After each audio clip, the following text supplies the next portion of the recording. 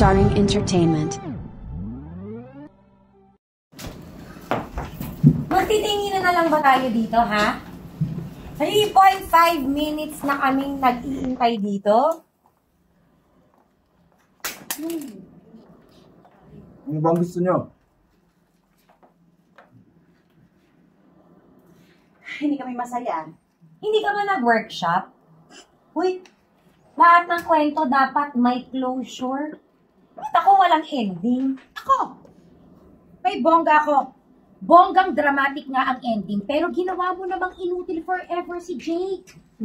Ako, sige na, maski hindi ko na makatuluyan si Jake, basta gusto ko ng happy ending. Tama, tama. Ang gusto ko lang maging masaya sa huli. Bakit kaya hindi na lang kami ni Jordan ang Tama. Aagawan mo pa ako, ha? Di ba iniwan mo na? At saka, itong mga to, bakit sila galing sila sa totoong mundo? Ako sa Maldiaga. What's that? Ay naku, akala ko ba ending lang yung gusto nyo ipabago? Ang dami yung reklamo. Eh, alam nyo naman, hindi tayo totoo. Oo nga, gawa lang tayo sa mga letra, mga siyas. She, huwag kang makinig sa kanila, Lucas. Simple. Basta ako, ayoko nang iparevise ang ending. Ako rin, kontento na ako. Ay, excuse me, bakit ayaw mo na ipa-revise yung ending mo? Excuse me lang, pakialam. Atribida. Ganito pala yun, no? Kapag nawala sa confines ang narrative ng mga tauhan, mas nagiging totoo sila. Mas lumalabas ang tunay na ugali. Mas complex at hindi na simpleng kagaya ng kinakailangan ng para madaling masakyan ng mga magbabasa.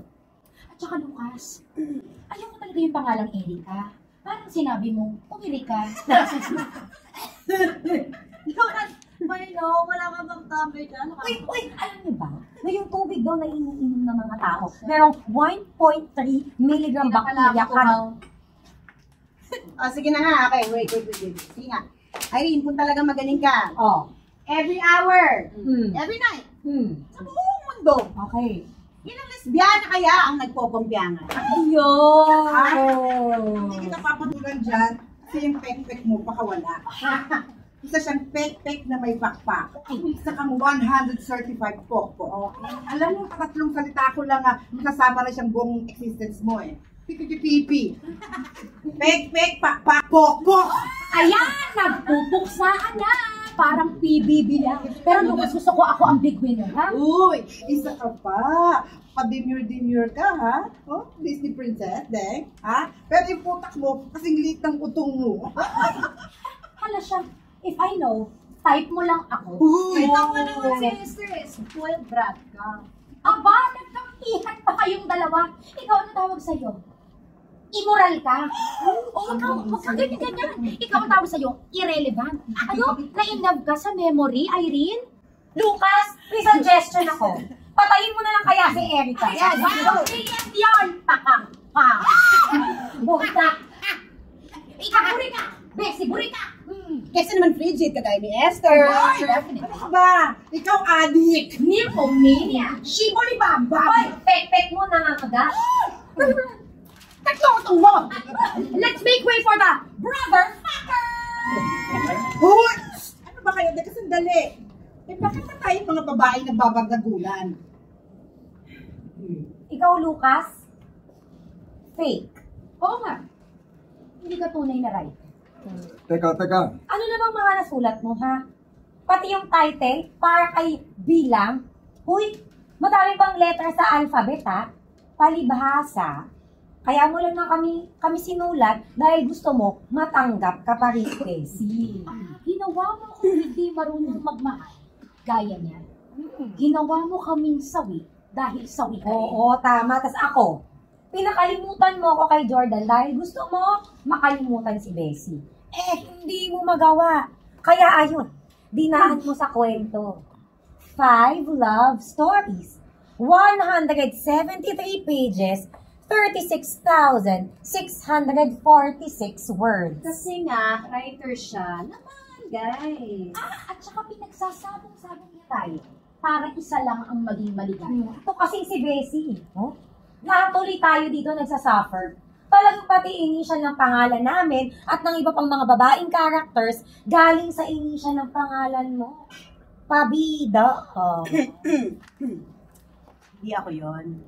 Tauhan lang din ako. Pero may isa akong gusto sabihin sa'yo, Lo, kasi noon pa, How dare you imply na nirape ako ng tatay? What do you know about my loneliness? Hindi lahat ng babaeng sexually aggressive naging biktima. Basta ako. Nagpapasalamat ako kay Lucas. Thank you. Binigyan mo ng buhay ako. Ang mga anak ko. At si Sarah. Tibo, pwede mo ka nang pumapel? Oo nga! Ang dapat mong gawin, fight for your lesbian rights! Yes! Hindi ako lesbian. Hoy! Babaeng pongpiyangera ng kapwa babae pero hindi raw lesbiana. Alam mo bang ipokrita ka?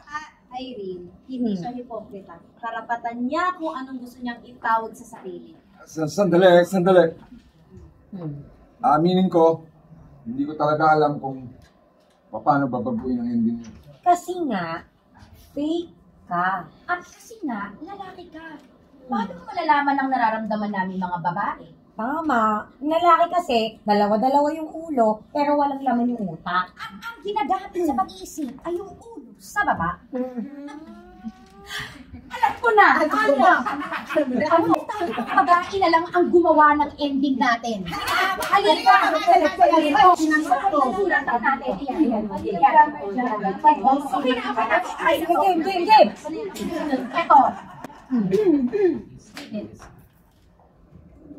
Hindi naman revised ending to. Hindi kami magkasundo eh. Tsaka hindi naman kami yung writer, di ba? Ikaw. Ayan na to. A remand letter for Lucas from his lead characters.